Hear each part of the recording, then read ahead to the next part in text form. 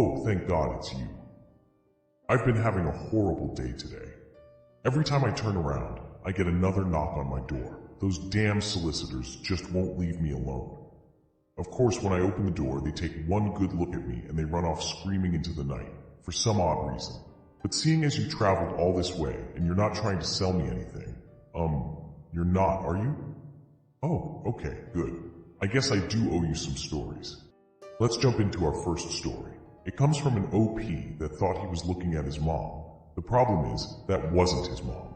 It's called, I Saw Something as My Mom. When I was like 11 or 12 years old, I always wake up in the middle of the night for no reason. Sometimes my blanket is rolled up in a corner in my bed, so I sit up, untangle it, cover myself with it, and go back to sleep. So that night, I sit up to find my blanket, but there was something in the doorway of my room. When I looked at it, it was my mom hunched over. Then she smiled widely, and I don't know what the correct word for it. She made a tuk-tuk-tuk noise from her mouth by hitting her teeth together in a biting motion, and then she walked away. I got so scared, and I covered my head to toes in the blanket and eventually fell asleep. My mother is not the kind of person who do pranks. I never in my life seen her try to prank anybody.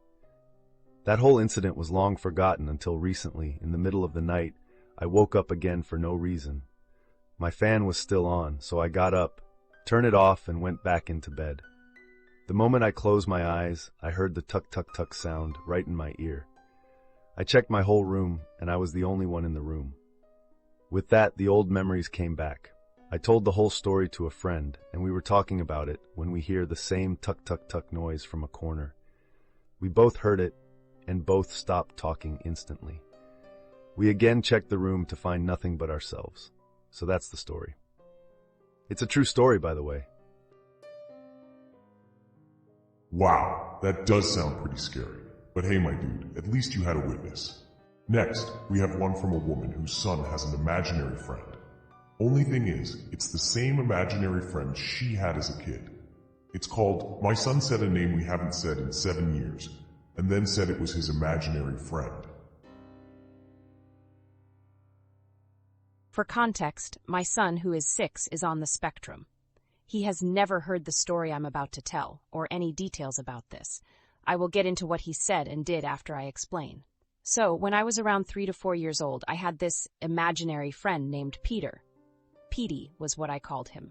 We always played, and after I was about 10, my mother explained to me that my brother, who was 14 at the time of her telling me, used to talk to Petey and his brother John, as well as their father Jack. According to my mother, since I cannot fully recall all memories, nor can my brother, Jack, was a mean guy that told us to do very bad things. Like bad things. Example, unalive ourselves or someone else, SA other people, etc. My mom told my brother not to talk to him and only talk to the good ones. Turns out John and Petey were trying to protect us from what their dad did, resulting in their passing. It was later found out, around 2016, we were 16 and 20 at this point, that the house we lived in our entire childhood was in fact the house some serious stuff took place. The father, Jackson, had SA'd his sons, Peter, 6, and Jonathan, 13, and unalived them both and then himself. After piecing this all together, it makes sense the kids were warning us about this being an influence and trying to protect us. Fast forward to now. My son has been having some severe behavioral issues recently, and when asked why, he said his friend Jack told him to do the bad stuff, and that his friend Petey plays with him when we are busy. We asked him, who is Jack and Petey? And his entire face shifted, making a pucker. Oh, looking up so far it looks like his eyes were rolling into his head, and then covered his ears, saying very loudly, God said I can't talk to you. We asked him who God said he couldn't talk to, and he blankly walked away as if nothing happened and didn't say a word. My son makes weird faces all the time, which is stemming from his autism, but nothing like this. I'm not sure what he meant, as he wouldn't tell us who God said not to talk to and just walked away, extremely quiet and blank-faced. As weird as this sounds, I don't think it's a type of possession, but I need advice. Has anyone ever experienced something like this? You know, that is the biggest problem with imaginary friends. Sometimes they're not imaginary. Our next one comes all the way from South Africa. A young lady shares her story of an entity that bugged her throughout her life. This one is entitled, Our Family Entity. Today I am writing about a few experiences I have had whilst growing up. I honestly do believe that this had to do with my now late mum. You would have read in my previous story of how my mum used to be troubled by these unseen entities. All of that stopped as soon as she passed away.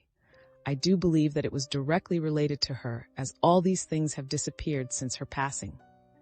Ever since I was a teenager, this is when my mum got sick, I remember seeing a shadow. It was a black shadow which was always hovering around the house. At first I used to be scared, and eventually with time I had gotten used to it. One memory I have is when I used to study for my matric final exam, and I would be awake until the early hours of the morning. It used to peek at me from behind the wall. It would almost play hide and seek with me. I used to study with my room door open, so I could monitor my mum at night just in case she needed anything. One night I got really irritated as the shadow was just hovering and staring at me. It was just a shadow, no eyes, but I could literally feel the gaze, if you know what I mean. I looked up with irritation and spoke out loud to this entity. I asked it if it would like to help me study for my math exam. If not, it must please go to bed, as I did not have time or the energy to entertain it. Just like that, it just disappeared. One day I was in the kitchen and it was just hovering, so I asked it if it would like to cook. The next thing, it was gone. In 2011, I gave birth to my youngest son. I was living in my parents' granny cottage at the time. My baby was only a few weeks old, and I was alone in the yard and my parents were out shopping. I was in my lounge carrying my baby when I noticed the shadow just standing next to my car outside my door. It was just there, not moving. I looked up and asked it, "What are you staring at? Have you never seen a baby before? Please go if you feel you want to harm us, as I will not let you." It was still there. I got angry and then I decided to ask it to go. But this time I decided to be nice, so I just told it that it was scaring me and my baby, and if it meant no harm, it must please go back to where it came from. I lit a few incense sticks around the house, and I also left it in the yard as well. I went to lay my baby in his cot, and when I got back, it was gone. There was also a day when my mum was unwell. My brother and his wife lived with my parents in the main house. They would fight for no apparent reason. This entity would just hover near my dad's car or literally hover by the kitchen window. It was as though it was there just watching them all suffer. I became used to seeing it that I would just ignore its presence. The entity disappeared in January 2014. This is after my mum passed. I have mentioned before that I do believe that it was there for her. I think that my brother and his wife were affected because they lived in the same home. I was fine, as there was nothing negative in my home. It was just that this entity made itself visible to me. I'm not sure why. I have always been sensitive to spirits and paranormal. I now live in the same home, and there is absolutely nothing to fear. Thank you for reading. Please feel free to comment. Love and light.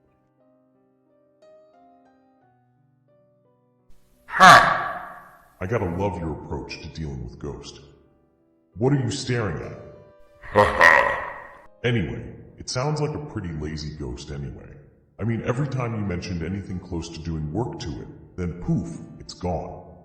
Well, here we are again. Now you can relax. Our horrifying night is coming to an end. Wait, what? What do you mean you're not tired yet? Oh fine, I'll tell you one last story. Sometimes I swear, you guys are worse than my kids. Anyway, our last one is from a pagan, and she has some pretty solid advice for us. She says that we should always close your portals, kids. The story I am about to share is not one event but a collection of ongoings in the townhouse I shared with my friend, as well as our connection to the paranormal. It was the October of 2016 in northern Kentucky. I had a falling out with my previous best friend whom I shared the townhouse with, and suddenly had to fill the vacancy to be able to afford the rental unit. This resulted in my newly acquainted friend from work taking over the other half of the lease. I didn't know Cooper long, but I had no other options, and we seemed to get along well. I went to his grandmother's house to help him pick up his things for the move. The house felt cold and strange, the atmosphere feeling off. Her dining room was covered in angel dolls from wall to wall. Downstairs where Cooper stayed there was an impressive crystal ball on a table covered in copious amounts of crystals.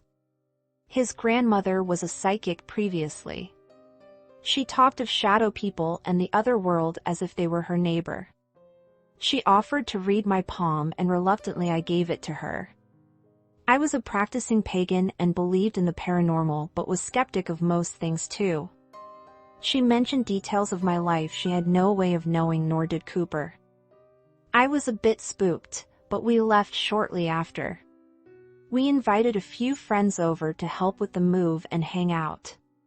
In Cooper's bedroom, which I never entered when my previous roommate was there, I felt this draw to the closet. I kept retreating from our laughing friend group and sitting in there. They hadn't noticed for a bit, and everyone went outside to retrieve more boxes. I turned the light off in the closet and sat in there with the door shut. It felt safe and soothing. Embarrassed to admit I'm sort of afraid of the dark in small places, so this was out of character. When my friends came back upstairs they took notice and convinced me to leave the closet to get dinner. The following week Cooper admitted to having a nightmare almost nightly where there was this dark figure in his closet with a huge toothy grin staring at him. Now here comes Halloween. As a practicing pagan I felt compelled to do some spell work in honor of Samhain. I did this spell that was more of a thanks and love to ancestors and past loved ones. Well, I believe something went wrong and I opened up a portal. Things started kicking off in the house quickly after. Starting that night, we went to a Halloween party and returned to the house late. I went to use the downstairs bathroom and I don't recall all the details myself, but, according to my friend, evidently I was saying Bloody Mary in the mirror and talking to someone in the corner who I described as a woman in a gray dress. When I was taking a while and Cooper could hear me talking to someone, he tried to open the door that doesn't lock, but it was stuck.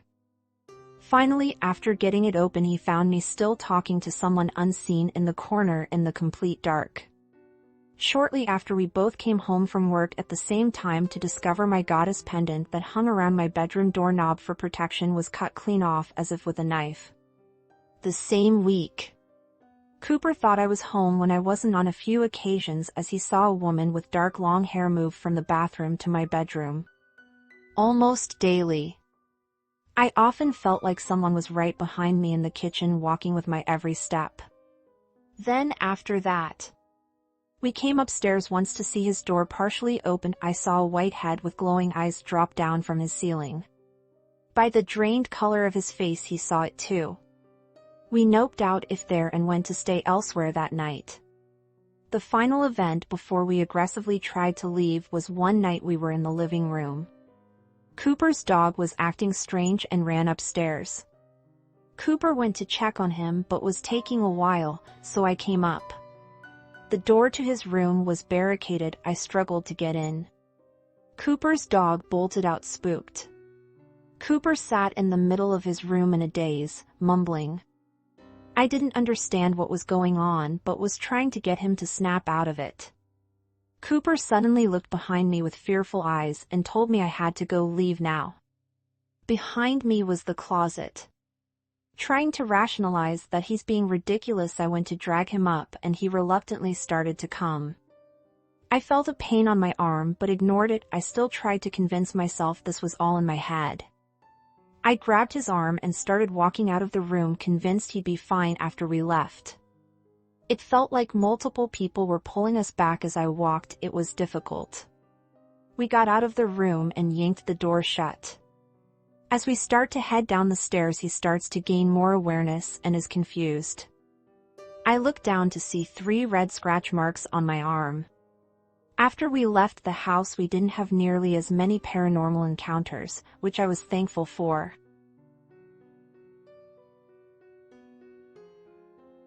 Well, I'd advise you to be a bit more careful in the future. I mean, some ghost will come to any and all summonings. Not me though. I always treat any summonings like spam. I mean, if you try to summon me, you'll normally just get something like, "The ghost host is not available right now. But if you leave your name, phone number, along with a short message, then he'll get back to you." Well, so what do you think? Scary enough for you? Good. Then it's time for you to go. But before you leave, could you do me a little favor? Could you please hit like, subscribe, and share this video? It'll really help us keep the ghosts at bay. And of course, if any of you have a story to share, or have any thoughts about our stories tonight, or if you have any suggestions on subjects for upcoming videos, or even just general thoughts about my channel, then by all means, drop me a line in the comments. But I do want to thank you for stopping by, and I hope the stories we told won't be giving you too many bad dreams. But if they do, then maybe you shouldn't run from them. After all, sometimes it's better to embrace your nightmares.